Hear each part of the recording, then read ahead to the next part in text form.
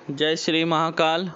साधकों, थंबनेल देखकर आप समझ गए होंगे कि आज मैं सांप के लिए मंत्र लेकर आया हूँ। सांप से बचाव करने का मंत्र लेकर आया हूँ।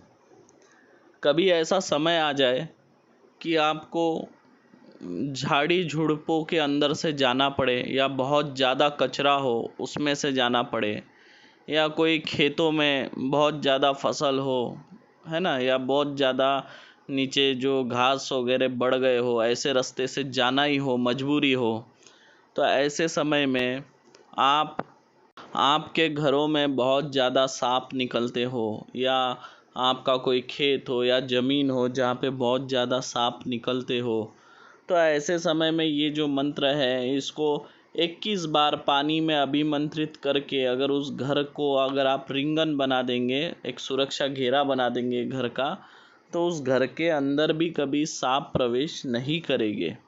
और ये आजमाया हुआ प्रयोग मैं आपको बता रहा हूँ।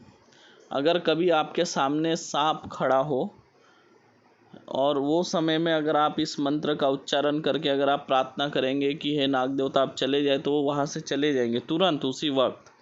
तो ये इतना पावरफुल मंत्र है। और कैसा है, सांप से हर कोई डरता है। सांप का नाम लेते ही हर किसी के शरीर में थरथरी छूटने लग जाती है, कांपने लग जाता है इंसान।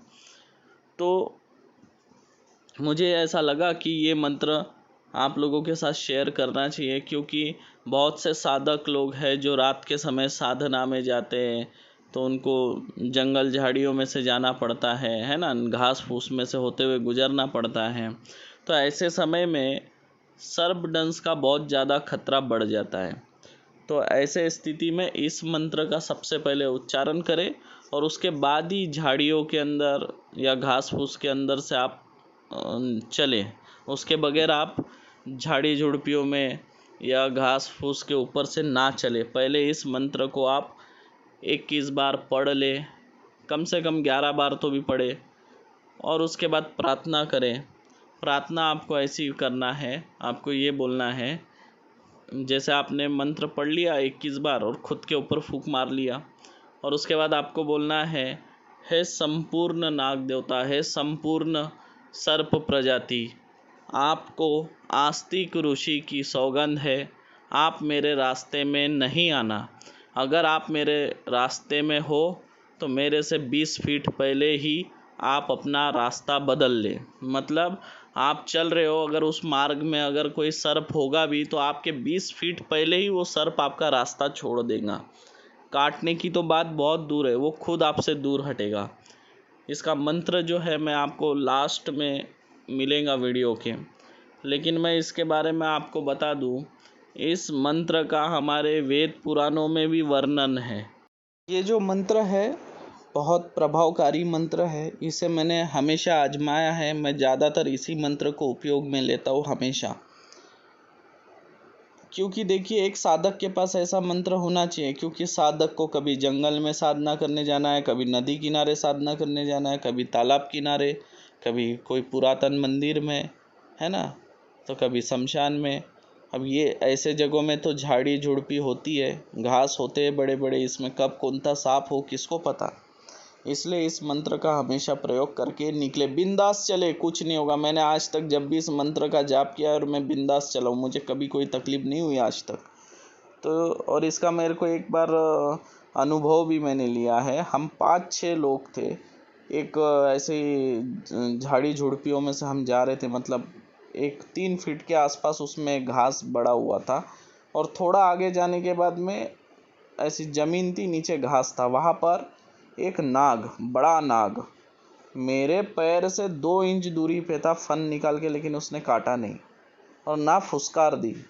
मेरे पीछे से 4 लोग मेरे साथ आगे निकले, हम रुके नहीं, आगे निकले, पर ना उसने काटा ना उसने फुसकार दी। ये इसी मंत्र का प्रभाव था। तो आप समझ गए होंगे मेरी बात। यह मंत्र आपके हमेशा जीवन में काम आएगा। और बाकी तो मैं हमेशा बंगाली मंत्र देता हूँ, ये आज एक वैदिक मंत्र आपको दे रहा हूँ। रखे, हमेशा पावरफुल मंत्र है, आजमाया हुआ है, करके आपको दे रहा हूँ। कभी अगर जिस घर में बहुत ज़्यादा सांप निकलते, 1 लोटा पानी लो, 21 बार या 31 बार मंत्र पढ़ के गोल घेरा बना दो, उस घर के अंदर कभी सांप प्रवेश नहीं करेगा। और एक बात आपको बता दूँ, चंदन के पेड़ जो रहते हैं ना, चंदन की बीज अगर आप अपने घर में बांधो तो भी आपके घर में सांप कभी प्रवेश नहीं करेंगे।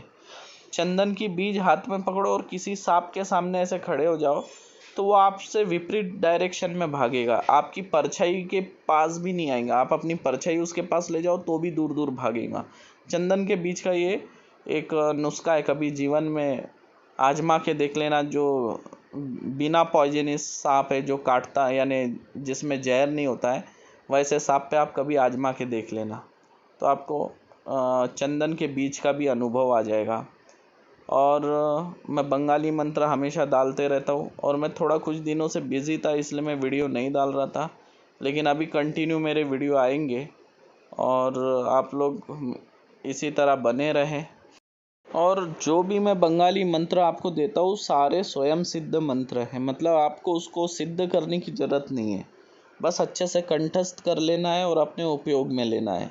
बंगाली मंत्रों की यही एक खासियत है कि ये स्वयं सिद्ध मंत्र होते हैं, और वही मैं आपको दे रहा हूँ जो मैंने अपने गुरु से प्राप्त किया है, समझ रहे हैं। लेकिन कोई गलत कर्म के लिए किसी को मारना है, किसी का बुरा करना है, ऐसा मंत्र आप लोग मेरे से ना मांगे। और आप लोग जो भी साधना करें अपने गुरु के सानिध्य में रहकर साधना करें। जो भी आपके गुरु है उनके ऊपर पूर्ण निष्ठा रखकर जो वह जैसा बोलते हैं वैसे ही आप साधना करें तो आप ज़रूर सफल होगे। और जल्दी मैं आपको दूसरे वीडियो के साथ मिलूँगा, तब तक के लिए जय श्री महाकाल।